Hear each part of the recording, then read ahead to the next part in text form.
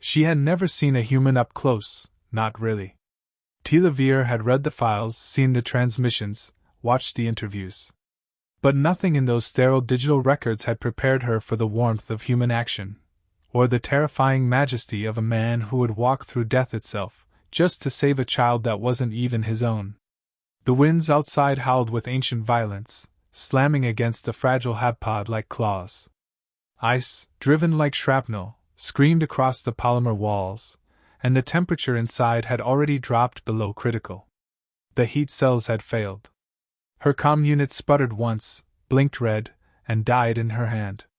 Her child lay curled against her chest, wrapped in layered insulation that was never meant for a storm like this. His skin was turning a soft violet, a dangerous shade for her species. She could feel his shivers weakening. There were no more emergency flares. No more signal beacons. Just cold, and silence, and the slow weight of helplessness. She tightened her grip around his tiny frame, willing her own warmth into him. Her thoughts raced, filled with desperate equations and rescue probabilities, but all of it was theory. Useless. Her species, the Velar, prided themselves on logic. Calm. Rational survival above all else. But now, in this moment, the numbers didn't matter. She was going to lose him. And she could feel her composure fracturing, each breath sharper than the last. Outside, the ice built up in slabs, pressing against the pod walls. Metal groaned. Her voice broke in a whisper. Please, someone! 1,000 kilometers away, the emergency ping flickered to life on an outdated human relay grid. Most ignored it. It was probably just a sensor fault. Static from the storms. But one man moved. Commander Jack Riker was already halfway into his gear before the AI could finish the transmission. He didn't wait for orders. He didn't ask for approval. He'd seen what these storms could do. He remembered Europa. He remembered what it felt like to dig through ice for 3 days, trying to find his daughter's cry under tons of frozen silence. He never found her. His breath clouded in the air as he stepped into the wind, sealing the pressure lock behind him. The cold hit him like a wall, but he kept moving. One boot at a time. Against the wind.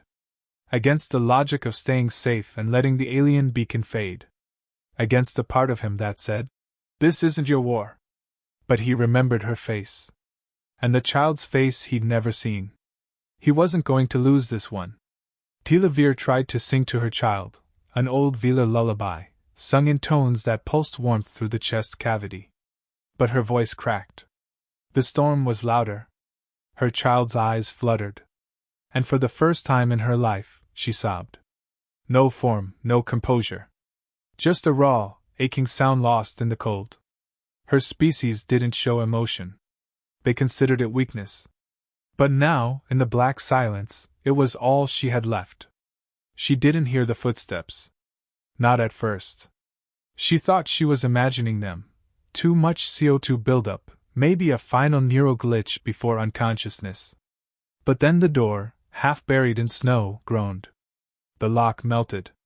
The hinges strained. And the light hit her face, brutal, brilliant, white. The figure stepped inside like a shadow forged in heat and war. His armor hissed steam.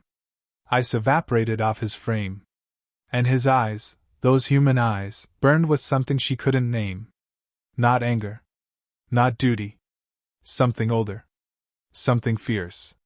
He dropped to one knee beside her, pulled out a med injector, and pressed it gently against the child's skin. The warmth spread. Her child's breathing hitched, then steadied.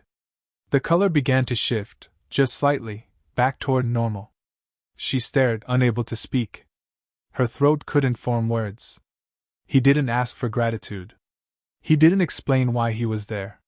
He just lifted the child into his arms with a grunt and looked at her. "Can you walk?" She nodded before realizing she couldn't. Her legs were half frozen. He didn't hesitate. He adjusted his grip, hoisted her over one shoulder, the child in the other arm, and stepped back into the storm. The cold bit harder now, like it knew it had lost something. The wind shrieked louder.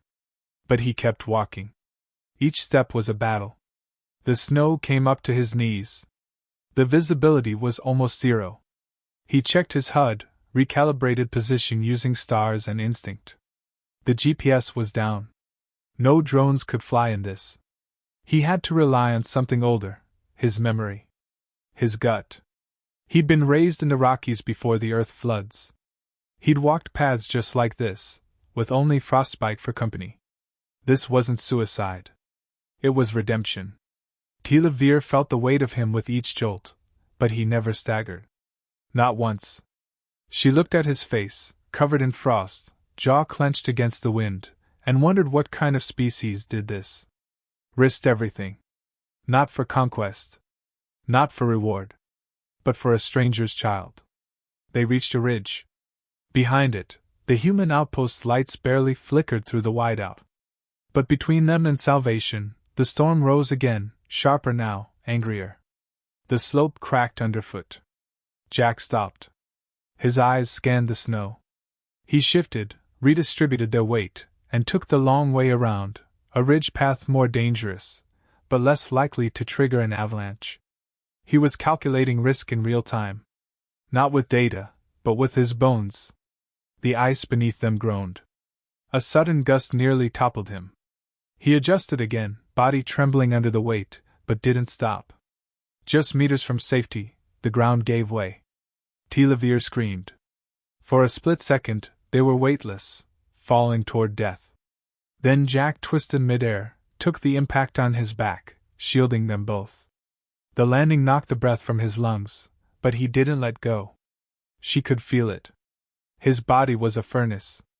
All of his heat, his last reserves, being burned to keep them alive. He whispered something. She barely heard it. Hold on. Then the sound of digging. Metal. Voices. Human hands. Lights. And then safety. He never let go until they were inside. Until warmth returned. Until someone else took the child. Then, and only then, did he fall. He remained unconscious for hours. Tilavir sat silently by his side, her child now safe, recovering in the medical bay of the outpost. Every moment that passed only deepened the confusion and awe twisting through her. Her people taught caution above all else, to weigh outcomes, to never waste effort on unlikely survivals. And yet this human, this stranger, had defied every calculation, every instinct of self-preservation, to carry both of them through the storm. She had nothing to offer him. Not in wealth, nor in status. Her species was barely allied with the human federation. Yet he'd acted with the urgency and conviction of a bonded kin. Why? When his eyes opened, unfocused at first, he didn't ask where he was. He didn't even ask about himself. His first words, raspy, breath shallow, were, "Is the kid okay?" She told him yes. She tried to find words to express what that meant to her, but none came close. Velar language had no term for what she felt. It wasn't gratitude alone. It was something more primal. He'd rewritten the rules of what she thought beings were capable of. Jack waved off the medic's concern as soon as he could move. He didn't see himself as heroic. That became clear quickly. To him, it was just something that had to be done. No moral grandstanding. No exaggerated self-worth. It confused Tilavir more. In her culture, even small acts of service were tallied and stored, presented later as leverage or honor. But Jack didn't even remember how many lives he'd saved on previous postings. He just shrugged them off. The stories others told about him were told in half-whispers, how he pulled a squad of rookies through a collapsing space station, or stayed behind on a mining rig so 20 families could escape a reactor breach. Each time, he downplayed it. Almost ashamed of the attention. Tilavir began to study him more closely, not like a scientist, but like someone desperately trying to understand the logic of a paradox. She observed how he treated the base staff, no matter their rank or species, with an ease that ignored formalities. He spoke to the outpost cook with the same tone he used with the commanding officer. There was no hierarchy in his world. Only people. And that lack of fear, of pretense, made others open up around him. Even the hardened veteran security personnel, infamous for their coldness, laughed with him over old war stories. But what struck her most was his silence. Between bursts of warmth and action, there were long, quiet hours where Jack simply sat alone. No music. No distractions. Just staring out at the ice fields. Tila Veer approached him once during such a moment, curious. She asked why he wasn't celebrating the rescue. He just looked at her and said, "You never really win against nature. You just get lucky sometimes." It wasn't despair. It wasn't pride either. It was acceptance. A strange human trait, carrying trauma like a shadow, always present, but never dictating the path forward. She learned later that his own child had been lost in a similar storm years ago. No rescue had come in time. He'd been too far away. Too late. But instead of retreating from the pain, he had turned it outward, using it like a weapon to prevent others from feeling what he had. That detail shattered something in her. Her species would have buried such pain, medicated it, removed it from the neural pathways to maintain efficiency. But humans wore grief like armor. It weighed them down, yes, but it also made them stronger. More stubborn. More willing to charge into hell because they knew exactly what waited if they didn't. She began to understand that the rescue wasn't just about her child. It was about his own child, too. About rewriting a history that had already taken too much from him. Humans couldn't go back. So they ran forward, faster than anyone else. Fiercer than logic allowed. Jack refused commendations. When the sector broadcast tried to interview him, he redirected them toward the outpost engineers, saying they were the real heroes. When an alien diplomat suggested that his actions could serve as a bridge of diplomacy between their species, he interrupted with a laugh and said, "I didn't do it for politics. I did it because a kid was freezing." That honesty cut through centuries of mistrust. The Wheeler Council, known for their endless deliberation and suspicion of emotional interference, took notice. For the first time, they drafted legislation to create joint human Wheeler relief units, not because of treaties, but because of one man's actions. And Tila Veer found herself at the center of that shift, not as a scientist or negotiator, but as a witness. A living testimonial of something far more potent than data. She began writing reports, not scientific ones, but reflections. Personal logs. Internal accounts meant to be read by her superiors. In them, she described not just the events of the storm, but the texture of human behavior. Their contradictions. Their capacity to suffer and still step forward. She used words her language barely allowed. Compassion. Sacrifice. Mercy without reward. She realized these were not weaknesses, but complex systems of survival in their own right. Human empathy was an adaptive trait, one capable of altering galactic outcomes. When she finished her final report, it wasn't addressed to the Council. It was addressed to the next Wheeler mother who might one day find herself stranded, afraid, and alone in a universe too cold to care. She wrote, "There is a species among the stars, one that bleeds easily, but never stops moving. They are chaotic, emotional, sometimes reckless. But if you are lucky enough to be seen by one in your moment of need, they will not weigh your value. They will simply act. And when they do, remember this, you are no longer alone." And then she visited Jack one last time before leaving the outpost. She stood silently beside him, watching the white plains outside. This time, she didn't try to understand him. She didn't ask questions.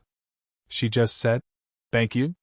And he, as always, said nothing in return, just nodded once, like it was the most natural thing in the world to carry strangers through hell and never ask for a thing in return. The official inquiry began swiftly after the rescue. Protocol demanded it. A foreign child endangered on a classified frontier outpost, an unsanctioned rescue mission by a human operative, and diplomatic ripples already forming across Allied channels. Tila Veer was summoned for deposition, not as a criminal, but as a critical witness. She noticed how the human command staff handled it differently than her own people might have. There was no display of dominance, no strategic probing for failure. Just a relentless search for truth, raw and unvarnished. Jack attended the hearings without any sign of concern. When asked why he had violated containment parameters, he answered plainly, "Because if I waited for approval, the kid would be dead." When the committee brought up regulations and chain of command, he didn't argue. He simply repeated what he'd already lived. There was no time. His answers were short, direct, but never defensive. It wasn't defiance. It was certainty. To the astonishment of many, the committee dropped all charges. The Wheeler delegation had already submitted a formal acknowledgement of the event, along with an unexpected addendum, an invitation for cooperation. It was subtle but powerful. Jack's act had bypassed years of diplomatic friction with a single gesture. No summit. No ambassadorial bribes. Just action. After the proceedings, more requests came in. Quiet ones, off the record. Alien researchers wanted interviews with Telavir. Some asked to observe Jack. Military think tanks across species lines were analyzing his behavior patterns, trying to isolate the human variable. What made someone act so instinctively on behalf of another species' child, in the middle of lethal conditions, with zero gain? The answers they came up with ranged from evolutionary altruism to cultural mythos. None satisfied her. Because what Jack didn't fit a formula. It defied it. Telavir returned to her ship changed. Her data reports were no longer about physical measurements or cultural tendencies. She wrote about human unpredictability, not as a flaw, but as a factor of resilience. Human unpredictability wasn't randomness, it was deeply rooted in a flexible morality, one that bent with context but refused to break. She now saw it as their most dangerous trait, and their greatest gift.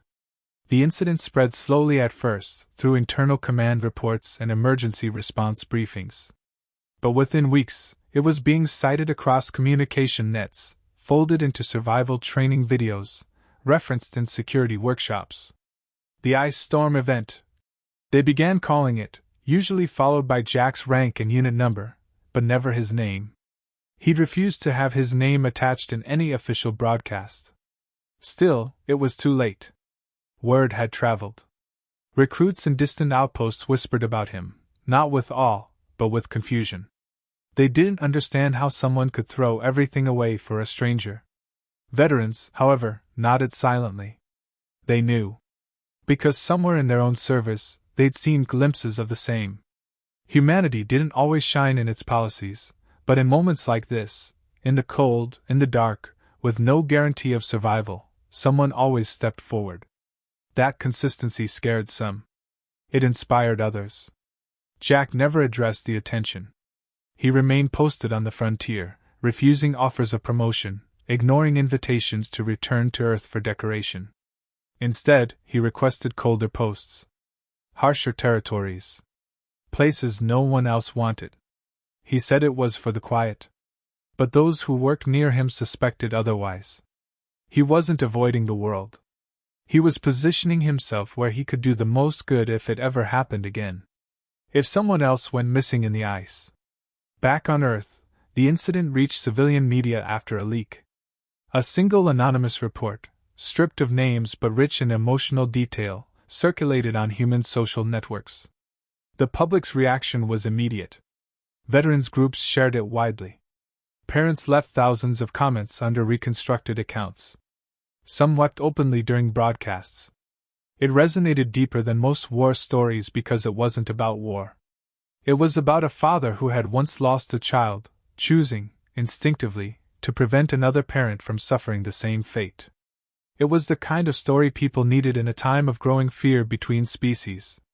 The Federation tried to redirect the attention into recruitment efforts, using carefully anonymized elements of the tale to inspire unity. But the deeper current was beyond propaganda. For many, the rescue reminded them of the fundamental truth about humanity's place in the galaxy. They weren't the strongest, or the oldest, or the most advanced. But they were relentless in protecting life, no matter where it came from. Other species began reevaluating their defense strategies. Not because of new weapons, but because of the strange human capacity for risk on behalf of others. A Zarn diplomat publicly noted, "We have never encountered a species that acts so irrationally when another suffers." It wasn't a criticism. It was wonder. Tilavir, despite returning to her homeworld, couldn't forget the simplicity of that moment in the storm. She dreamt about it, about the way Jack had wrapped the child in his own coat, ignoring his own injuries. That choice, made in seconds, had reshaped interstellar relations. All her career, she had believed complexity was the key to diplomacy. But now she understood, some truths didn't need translation. Word began to spread among the Vila youth. Not through formal education, but through informal retellings. A tale about a human who walked through death for someone he didn't know. They added details, embellished emotions. But the core remained intact. It became a story passed down not as propaganda, but as hope. That somewhere out there, even on the coldest night, a being might choose mercy without mandate. By the end of that standard cycle, 10 different species had submitted joint proposals for mixed humanitarian units, an idea once considered impossible. They weren't built on treaties, but on trust earned in ice. And Jack, unaware or uninterested in the legacy forming behind him, continued his quiet work in the forgotten corners of the galaxy. No camera ever caught him. No monument bore his name. But the systems he touched ran smoother.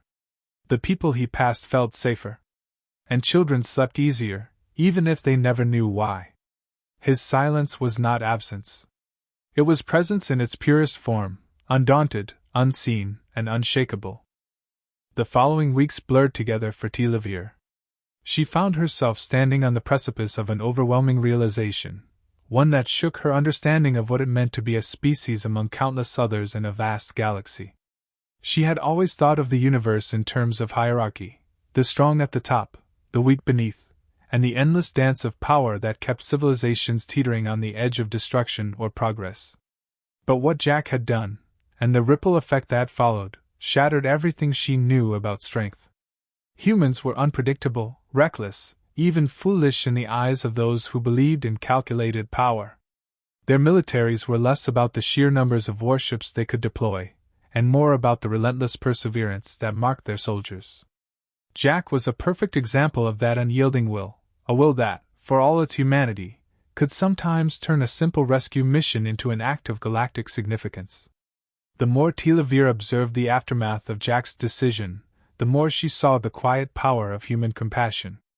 It wasn't that humans were the strongest or the most intelligent, though they had their moments of brilliance in both areas. What set them apart was their willingness to act in the face of impossible odds. They didn't wait for an order, a calculation, or a guarantee of success. They didn't weigh the risks against the rewards. They simply acted because it was the right thing to do. And that was why, when the storm passed and the first reports began circulating about the heroic rescue, the galaxy's response was not one of typical admiration, but of confusion.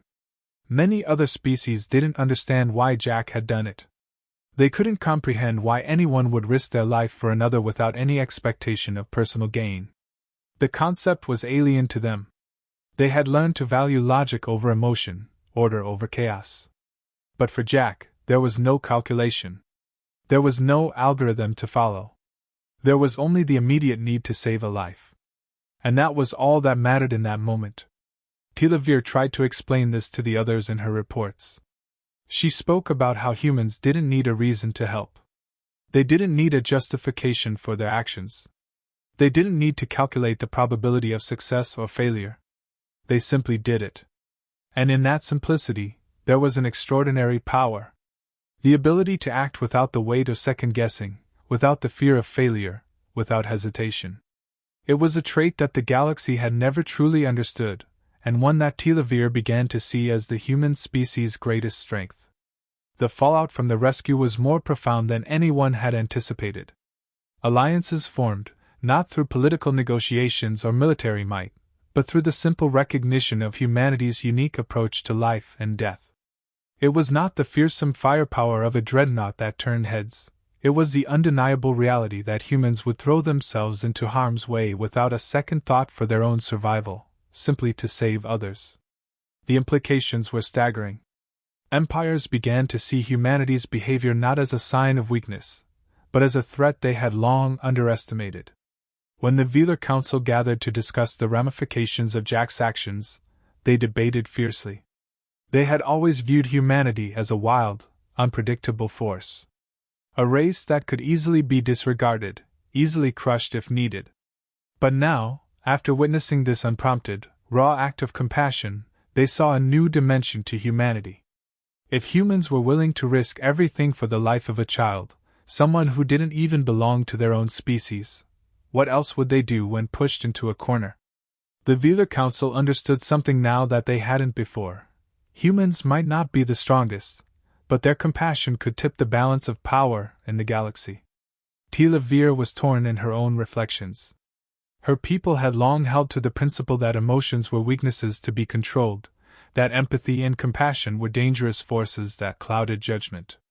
The Wheeler were a race built on logic and reason, their society structured around the cold efficiency of survival. But now, after everything she had seen, she wasn't so sure. She couldn't shake the feeling that perhaps the ability to care for others, to act without expectation of reward, was the very thing that made humanity worth saving. It was the thing that made them worthy of respect. She thought back to the way Jack had looked at her when he was first asked about the rescue.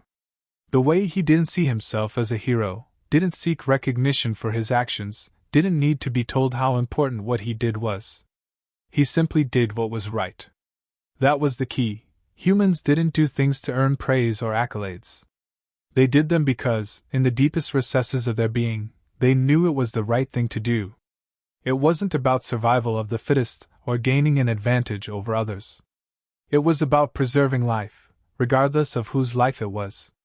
And so, as Tila Veer sat on the council bench, listening to the heated debates swirling around her, she couldn't help but wonder, had the galaxy been wrong all along? Had they misjudged the true nature of humanity? Had they overlooked the one thing that could make a species stronger than any fleet of warships or weapons technology? Compassion? It was easy to dismiss the importance of such a human quality when one was always focused on dominance and control. But now, for the first time, Tila Veer realized that the true measure of strength was not in who could conquer the most planets, or control the most resources. It was in who could protect life, in who would risk everything to save a child from an ice storm, without hesitation, without expectation, and without fear of the consequences. And as she watched the galaxy begin to shift, as species began to look at humanity with a mixture of awe, respect, and fear, she knew that the greatest weapon humanity possessed was not in their ships, not in their soldiers, but in their hearts. The heart of a human, willing to give everything to save another, was an unstoppable force. It was a force that could change the galaxy, reshape alliances, and alter the course of history. In the silence that followed the council meeting, Tila Veer made a decision. She would no longer be the detached observer. She would embrace what she had learned. The next time she spoke to her people, she wouldn't just speak of the human race in terms of their flaws or their weaknesses. She would speak of their strength, their capacity to love, to care, and to act on behalf of others without the promise of reward. She would tell them that perhaps the galaxy had underestimated humanity. And she would remind them that sometimes, the greatest strength comes not from the firepower of your weapons, but from the fire of your heart. The impact of Jack's actions rippled across the galaxy, far beyond what anyone had initially anticipated. While some species reacted with cautious curiosity, others were skeptical, unable to understand the depth of what had transpired. Many considered compassion a weakness, an emotion that had no place in the harsh realities of the galaxy. To them, survival was paramount, and anything that didn't contribute directly to that goal was irrelevant. Yet, in the quiet moments, when the stories of Jack's selfless act spread across the stars, a shift began to occur. A subtle yet undeniable change in the way the galaxy perceived humanity. At first, the response from other species was mixed. The Wheeler, with their cold logic and brutal efficiency, dismissed the incident as an anomaly, a fleeting moment of human foolishness. Yet, even they could not ignore the fact that such an act was far from the norm in their own societies. It was rare, almost unheard of, for any of their kind to act purely out of empathy without some form of calculation. The Wheeler Council debated long into the night, trying to dissect the implications of Jack's decision. Could it be that humans, in their emotional depth, were capable of turning the tide of galactic power? Or was this just an isolated case, a fluke born of desperation? But it wasn't just the Velar. The reaction was global, spanning countless worlds and systems. The stories spread like wildfire, moving faster than any official transmission could. Humans, for all their imperfections and flaws, had done something extraordinary. They had risked everything for the life of another, and in doing so, had shown the galaxy what it meant to truly care for one another. It was a vulnerability, yes, but also a power that no one had expected to come from a species so young in the grand history of the cosmos. As word spread, something remarkable began to happen.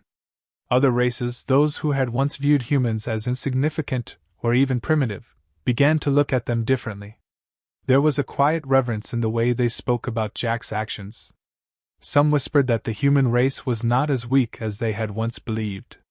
There was a force in them, something wild and untamed, but also deeply caring and protective. For the first time in centuries, humanity was not the underdog, the outlier, the forgotten race. They were being seen for what they truly were, a species capable of incredible strength, not just through weapons or technology, but through the sheer will to protect and preserve life. And as this realization began to settle in, a new wave of fear swept through the galaxy. It wasn't the fear of a species with advanced weaponry or a fleet of ships that could annihilate entire planets. It was the fear of something far more dangerous, the fear of a race that would never stop fighting for those they loved. The fear of a species that would give everything, even their own lives, without hesitation. The galaxy had learned to fear the strength of armies, but it had never known the fear of the strength of the heart. And that was humanity's greatest weapon. Even the most powerful empires began to take notice. The ruling elite, those who had once held the galaxy in their iron grip, found themselves questioning their assumptions about humanity. Could it be that the most dangerous force in the universe wasn't a fleet of warships, but the willingness of humans to fight for what they believed in, regardless of the cost? Could it be that the galaxy had underestimated humanity's resolve? And yet, for all the fear and respect humanity had garnered, Jack never sought recognition. He never saw himself as a hero or savior. To him, it was simply the right thing to do. Saving a life, no matter how small or insignificant it seemed, was worth every risk. His humility in the face of such an act was, in itself, a testament to the nature of humanity.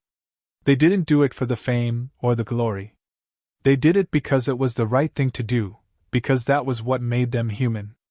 But this attitude did not go unnoticed by the galaxy.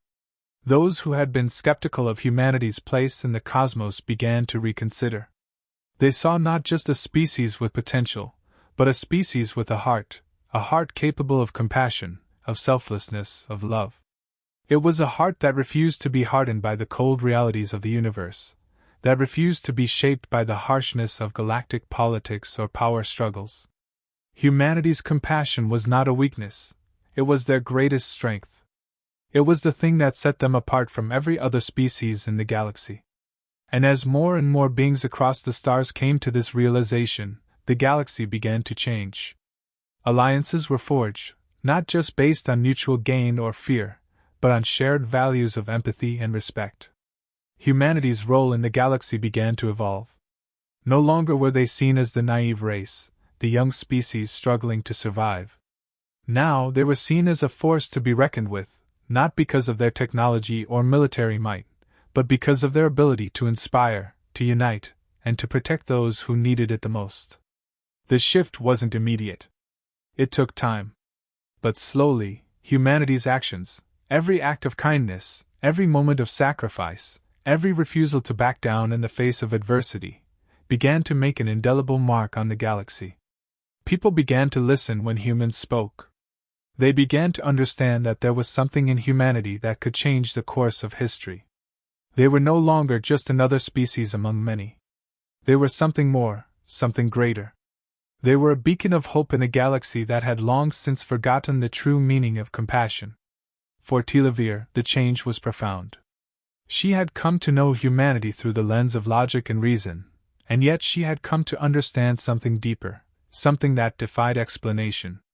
Humanity, in all its complexity, was not defined by its flaws or weaknesses. It was defined by its capacity to care, to fight for others, to sacrifice for the greater good.